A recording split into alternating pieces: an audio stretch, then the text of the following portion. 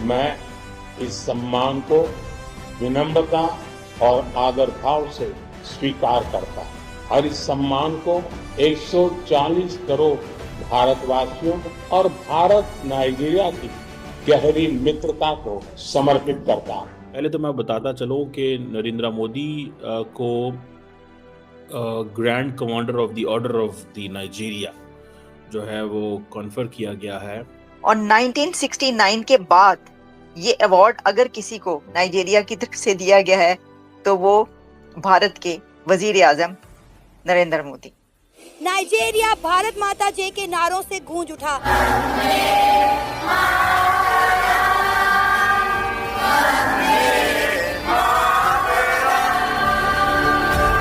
यहाँ तक कि नाइजीरिया के लीडर्स ने रिस्पेक्ट और ऑनर के तौर पर नाइजीरिया के एक शहर अबुजा की चाबियां इंडिया के प्राइम मिनिस्टर नरेंद्र मोदी को दे दी। ये तो बिल्कुल ऐसे ही था कि जैसे आप अपने घर को ताला लगाकर उसकी चाबियां सेफ हाथों में दे देते हैं। तो आप देख सकते हैं कि किस तरह नाइजीरिया में इंडिया के प्राइम मिनिस्टर नरेंद्र मोदी को रिस्पेक्ट और ऑनर दी जा रही है।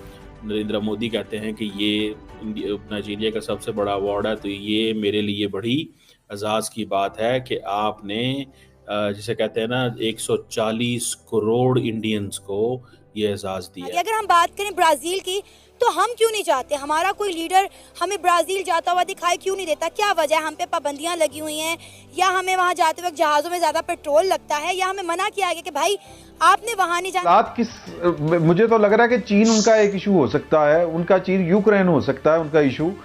पाकिस्तान और यानी इमरान खान क्या साबका रवायात शामिल नहीं? ऐसे नहीं होता रहा आपके पाकिस्तान में पहले? क्या अमेरिका मुदाखलत नहीं करता रहा? क्या जी? क्या अमेरिका मुदाखलत नहीं करता रहा आपके पाकिस्तान? नहीं करता। नमस्कार दोस्तों, स्वागत है आप लोग का हिंदुस्तान स्पेशल की एक और नए वीडियो में। दोस्तों, नरेंद्र मोदी जी का एक और बहुत बड़ा अवार्ड जो है वो नाइजीरिया में मिला है और खासियत इस अवार्ड का ये है कि 1969 के बाद दूसरा मतलब लीडर नरेंद्र मोदी जी हैं जिन्होंने नाइजीरिया का अवार्ड उनको मिला है। दोस्तों, इससे पहले जो है वो जो पूर्व महारानी स्वर्गीय एलिजाबेथ जो थी उनको 1969 में ये अवार्ड दिया गया था और उसके बाद अब जो है वो नरेंद्र मोदी जी को ये अवार्ड दिया गया है और ये दिखाता है कि नाइजीरिया और भारत की दोस्ती जो है वो लगातार जो है वो बढ़ रही है। दोस्तों, नरेंद्र मोदी जी ने जो नाइजीरिया का दौरा किया, बहुत सारे लोगों का कहना है कि ये छोटे देश क्या करेंगे, लेकिन जिस तरीके से चीन लगातार छोटे छोटे देशों में अपनी पेट बनाने की कोशिश कर रहा था, उसकी काट यहाँ पर जो है वो नरेंद्र मोदी जी ने दे दिया है।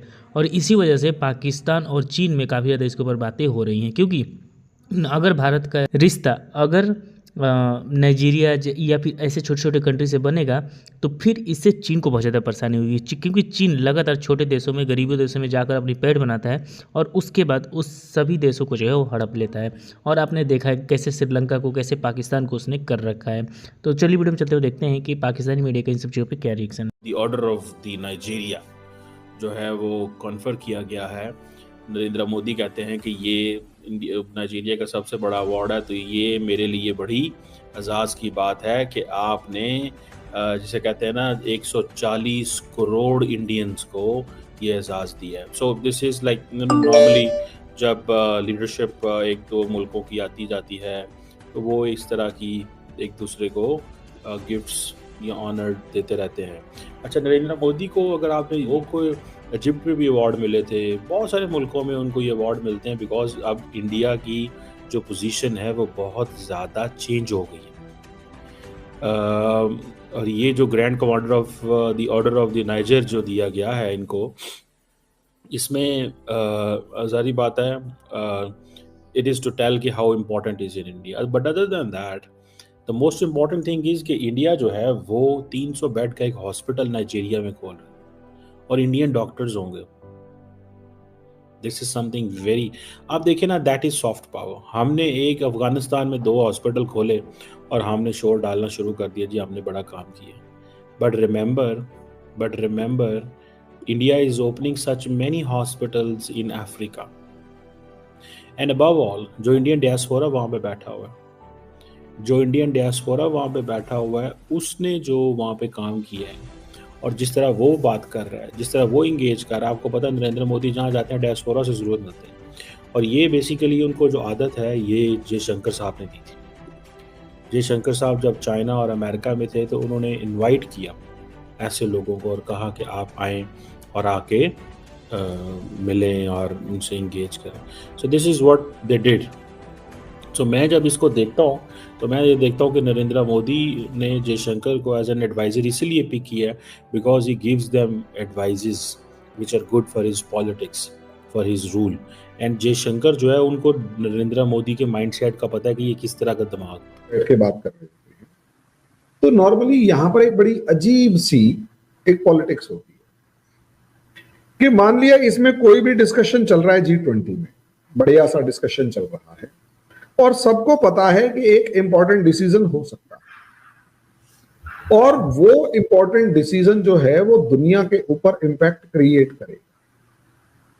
तो नॉर्मली ऐसा डिसीजन किसी ऐसी कंट्री में लिया जाता है जहां पर जो काफी मजबूत होती है, उसके पीछे का एक लॉजिक होता है, क्योंकि जिस कंट्री में इस तरीके की मीटिंग होती है वो कंट्री ही उस पर्टिकुलर मीटिंग का प्रेसिडेंट होता है।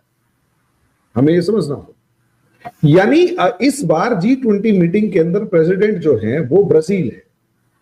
इससे पहले G20 मीटिंग के अंदर जो प्रेसिडेंट था वो इंडिया था और इंडिया से पहले इंडोनेशिया था।